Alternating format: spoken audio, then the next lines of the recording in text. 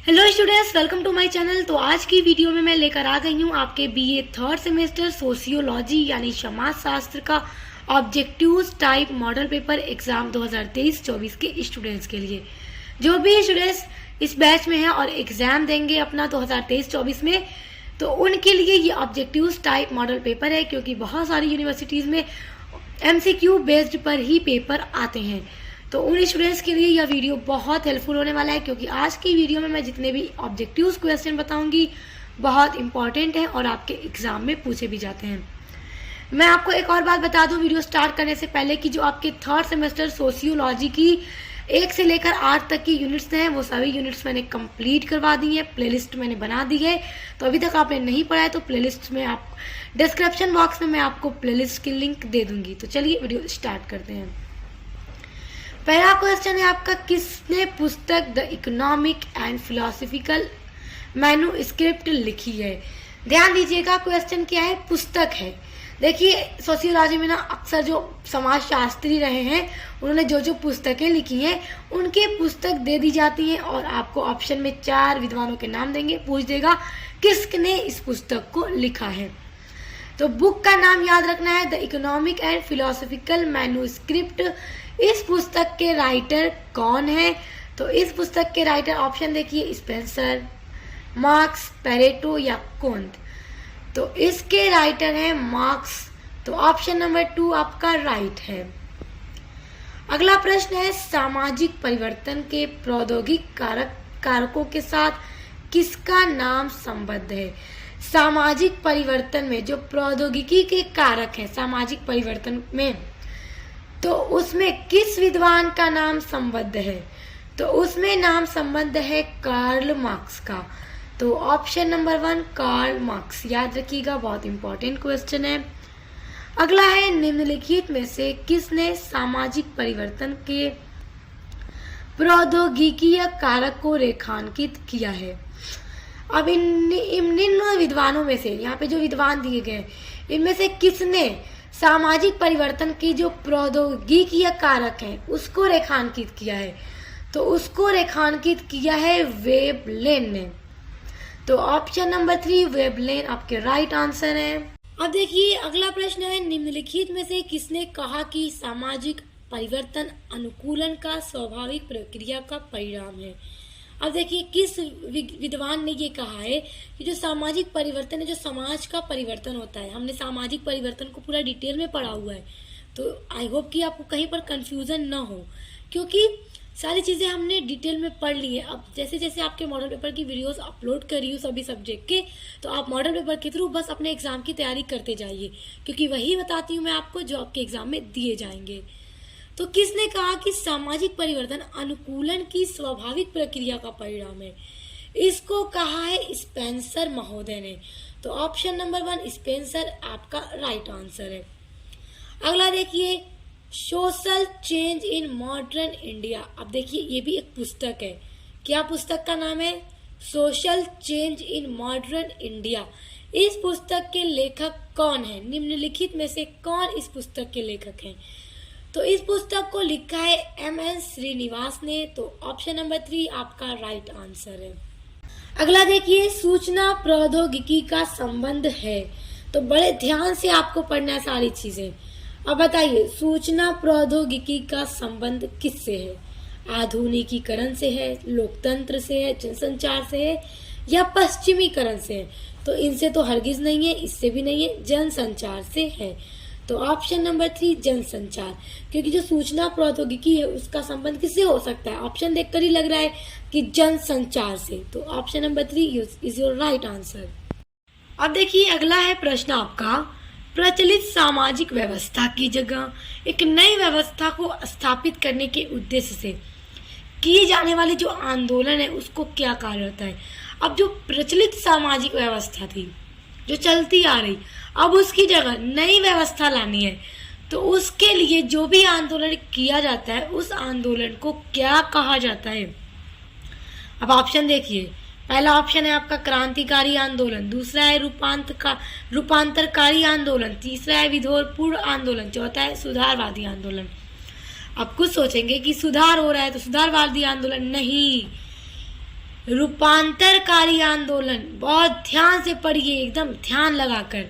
रूपांतरकारी आंदोलन कहा जाता है जब किसी सामाजिक प्रचलित व्यवस्था को हटाकर नई व्यवस्था स्थापित करने के उद्देश्य से जो आंदोलन किया जाता है।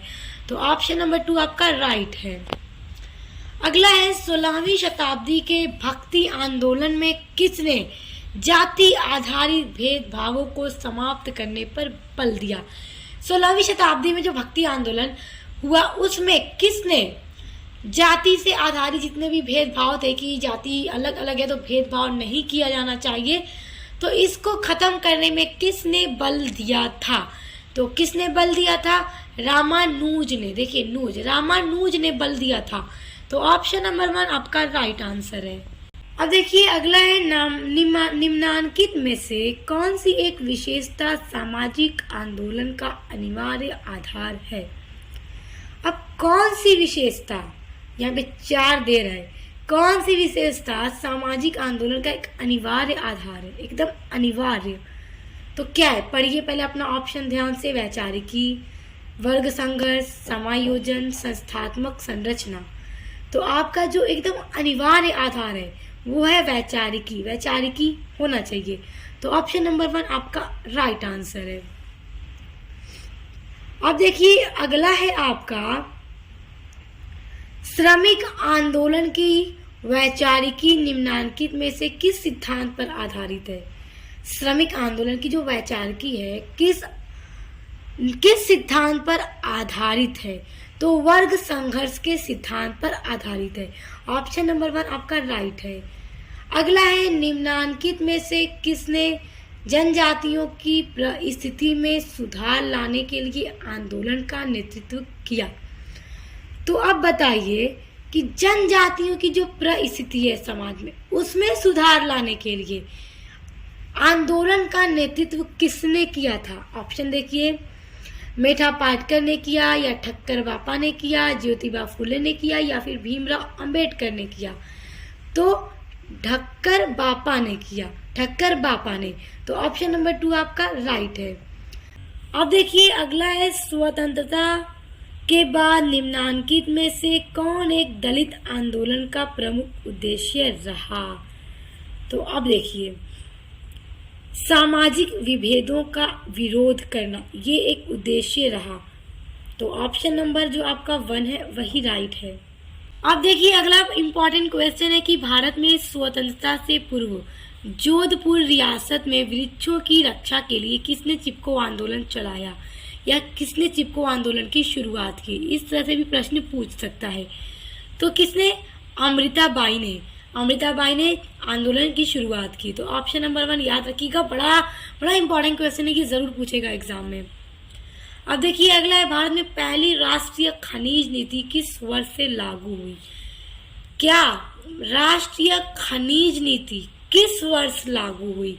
तो 1993 में हुई, या 2001 में हुई, या 2002 में हुई, या 1994 में हुई। तो 1993 में हुई। ऑप्शन नंबर 1 आपका राइट आंसर है। अगला है कि भारत में यूरेनियम के खनन के विरुद्ध होने वाला पर्यावरण आंदोलन किस राज्य से संबंधित है। यूरेनियम के खनन के विरुद्ध होने वाला जो पर्यावरण आंदोलन था वो किस राज्य से संबंधित है। वो संबंधित है मेघालय राज्य से। तो ऑप्शन नंबर 2 आपका राइट आंसर है। अब देखिए अगला है किसने कहा था कि समाज परिवर्तनशील एवं गत्यात्मक है। अब किस विद्वान ने कहा था कि समाज जो है परिवर्तनशील एवं गत्यात्मक है। इसको कहा था मैकाइवर ने। तो ऑप्शन नंबर 2 आपका राइट है। स्टूडेंट्स देखिए अगर आप अपने बीए के 3rd सेमेस्टर में इंग्लिश लिटरेचर पढ़ते हैं या हिंदी गद्य पढ़ते हैं या मेडिवल हिस्ट्री पढ़ते हैं तो सभी सब्जेक्ट की क्लास हो रही है और इंग्लिश लिटरेचर की तो पूरी कंप्लीट करवा दी है मैंने। उसके अलावा मैं मॉडल पेपर आपके सभी सब्जेक्ट का अपलोड कर रही हूँ।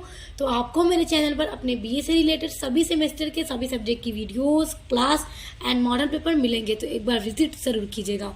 पसंद आए तो सब्सक्राइब भी कीजिएगा। अब देखिए अगला क्वेश्चन है माइंड एंड सोसाइटी के लेखक कौन है। माइंड एंड सोसाइटी किसकी पुस्तक है, किसने लिखा है। अब देखिए इसको लिखा है पैरेटो ने। एक बात आपको और मैं बता दूं कि देखिए ये प्रश्न जो है ना एक दूसरे तरीके से भी पूछता है। अब आपको ऑप्शन में 4 बुक का नाम दे देगा, 4 पुस्तक का नाम। अब पूछ देगा निम्नांकित में से पैरोटो की पुस्तक कौन है। तो आपको याद रखना है माइंड एंड सोसाइटी। तो अलग अलग जो भी विद्वानों की पुस्तक है उनका नाम याद रखिएगा।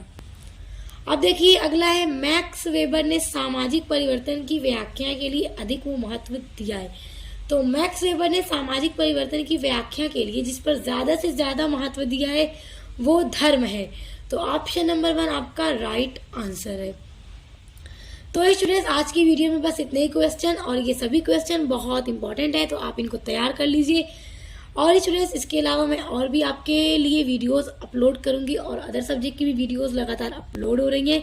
तो एक बार विजिट कीजिए, पसंद आए तो चैनल को सब्सक्राइब करके बेल आइकन को प्रेस कर लीजिए ताकि आने वाले वीडियोस के नोटिफिकेशन आपको मिलते रहे। तो अब मिलते हैं नेक्स्ट वीडियो के साथ।